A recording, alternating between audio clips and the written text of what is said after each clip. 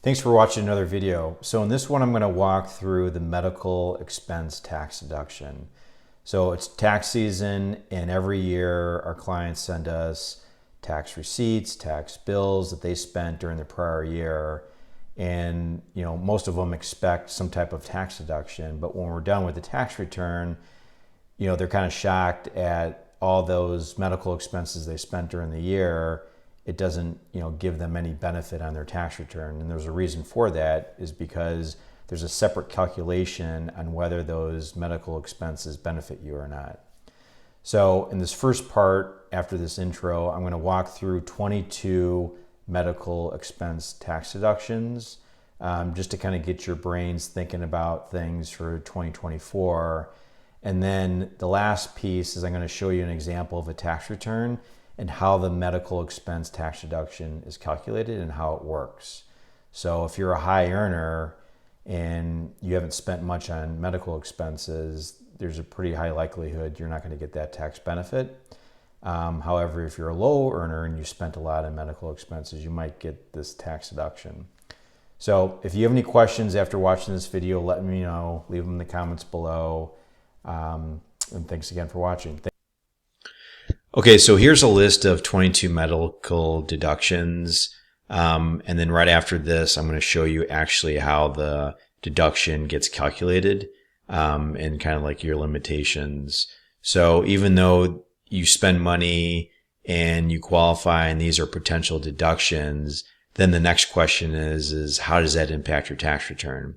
Like I said earlier, everyone kind of spends money each year on medical expenses.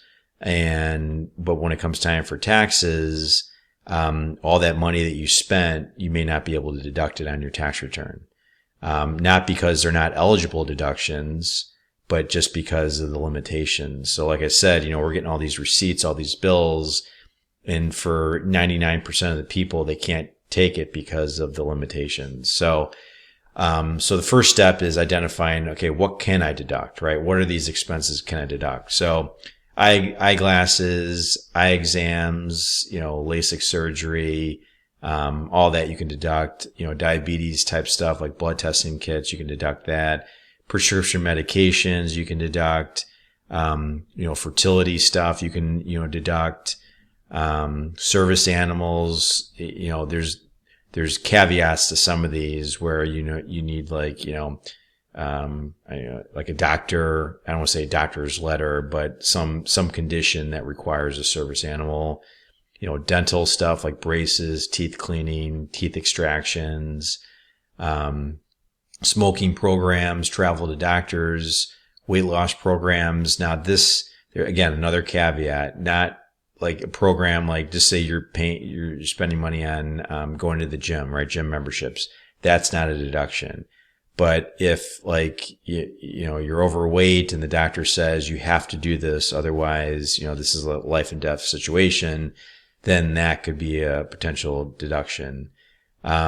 Condition specific foods, right? If you have allergies or you can only eat certain type of foods, that could be a potential deduction.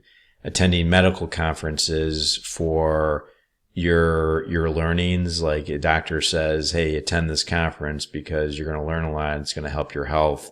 That's a potential deduction.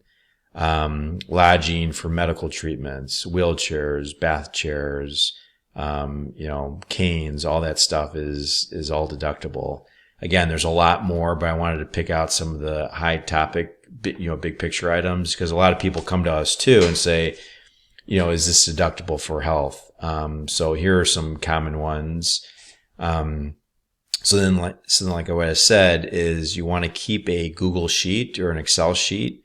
And whenever someone from your family spends money on, medical expenses, just put the total amount right on the sheet, and it's going to keep on adding up. And then you can give that list to your CPA, for next year when they work on your tax return. And they'll be able to tell you whether you can, whether you're going to get this benefit or not, right? So they'll tell you, yep, these are all deductible.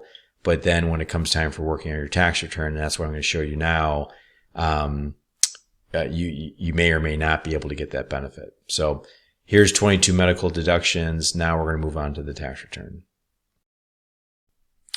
All right, so here's the last part of the video. I'm going to show you an example tax return here for 2023. And I just want to show you how the medical expense deduction works. There's a calculation behind it. So you might have a bunch of medical expenses that you paid for during the year, but when it comes time for taxes, those aren't going to be deductible if you don't meet the kind of threshold. So the first thing that you want to do is go to page 1 of your 1040 and go down to line 12. So this is the standard deduction or the itemized deduction. And you're going to report the greater of the two. Okay, so if the standard deduction is higher, which is in this case for Ferris and Sloan, they're going to put that here because that's more advantageous to them. Itemized deductions, and I'll show you this Schedule A, are typically people that own a home and they have mortgage interest. That's kind of like the first, key there. And other ones are people that contribute to charities, right? So large charitable donations, that's another key one. Property taxes, but also on Schedule A is the medical expense deduction calculation. Okay. And you might incurred $5,000, but you may not get $5,000 of deductions for medical expenses that you paid during the year. So you want to look at this line here. Okay. And you're going to take the greater of the two. So now let's go to Schedule A, okay? And this is itemizers. So you'll hear this term, oh, do you itemize or take the standard deduction? So here's the itemizer. I'm going to skip over the top portion here is medical expenses. I'm going to skip over that. Taxes you paid. So this is property taxes. This is state tax that you pay through your W-2. That all shows up here, but it's capped at $10,000, okay? And then in this case, Ferris and Sloan, they don't have a mortgage. But the mortgage interest would show up here. Okay. They had some charitable donations. So that shows up here. And you can see here the total out of all that is $17,500. Now, going back to page 1, their standard deduction is $27,700. That's a lot greater than the $17,000. So they're obviously going to take this. But let's go back to Schedule A. Now, if they had some mortgage interest and just say they had $10,000 of mortgage interest or even $11,000, the Schedule A is going to start to populate and they're probably going to take this over the standard deduction. Now, let's scroll back up to the top here. So here's the medical dental expense deduction calculation. Okay. So in 2023, they spent $10,000 on medical expenses, prescriptions, dental visits, eyewear, all that. It came out to $10,000. Okay. In order for them to get anything, they have to have spent $14,149. Okay. So in this case, they didn't. So all that money that they spent on medical expenses, they don't get any benefit for on their tax return. And where this $14,149 comes from is you take 7.5% of your AGI, your adjusted gross income.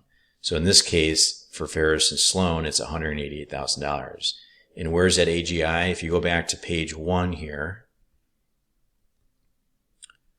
and you go down to line 11, your adjusted gross income. So whatever this is, multiply it by 7.5%, and you would have to have spent at least that amount in order to get any type of deduction. So that's kind of like the quick calculation here. So if you're planning for 2024 and your income is going to be about the same, take this amount, multiply by 7.5%, and you'll be able to see, all right, yeah, we're going to incur a lot of medical expenses, but when it comes time for taxes, you know what? Let's just hold off on the receipts because we're not going to have any benefit here on our tax returns. You might have a benefit somewhere else, but not on your tax returns. So hopefully this answers your question on medical expenses and the deductibility of them. Do look back at that list of 22 items, because when we do get receipts for people, it's typically the standard, prescriptions, dental, but they kind of miss out on some of these other ones that, they add up pretty quick. So thanks again for watching.